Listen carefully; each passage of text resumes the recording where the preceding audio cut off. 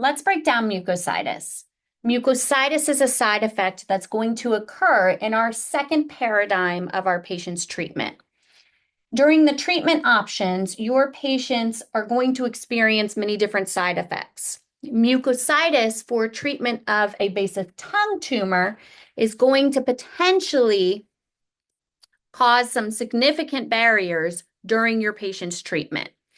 Now, mucositis is ultimately an inflammation of the oral cavity, the oral region inside your patient's mouth. It may include their cheeks, it may include their tongue, it may include the roof of their mouth, it may include their gums, it can even go down into their throat. It's an inflammatory process that occurs as they are going through their treatments. During this inflammatory process, the epithelial cells and the lining of the mucosa are being broken down. Now, the timeline is typically somewhere around 5 to 10 days following the start of that patient's treatment. Some patients will not experience severe mucositis or level 4, grade 4 mucositis until later during their treatment. Based on the severity of the mucositis, the radiation oncologist will grade the mucositis 1 through 4. These symptoms that your patients are going to experience, and I look inside all of my patients' mouths at every single visit.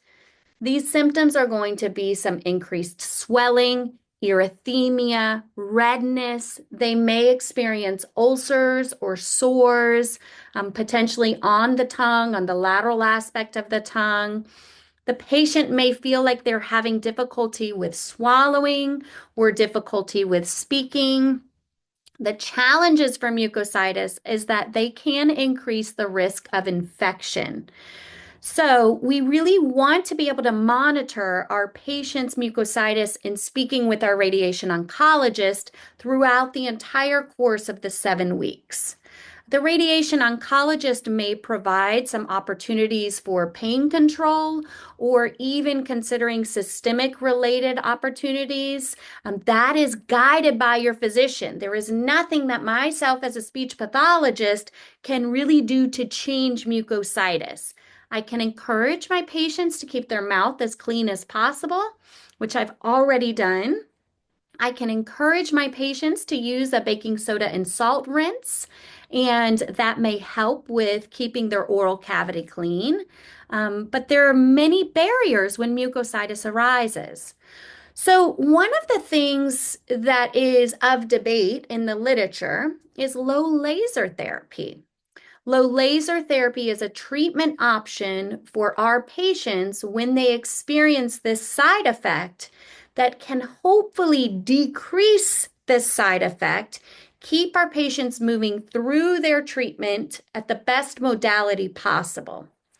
Additionally, when mucositis arises, I want for you as a therapist to ensure that they have met with their registered dietitian and that there are no recommendations for supplemental tubes, in addition, maybe feedings, or considering is there a possibility for a supplement if we're working to prevent the feeding tube.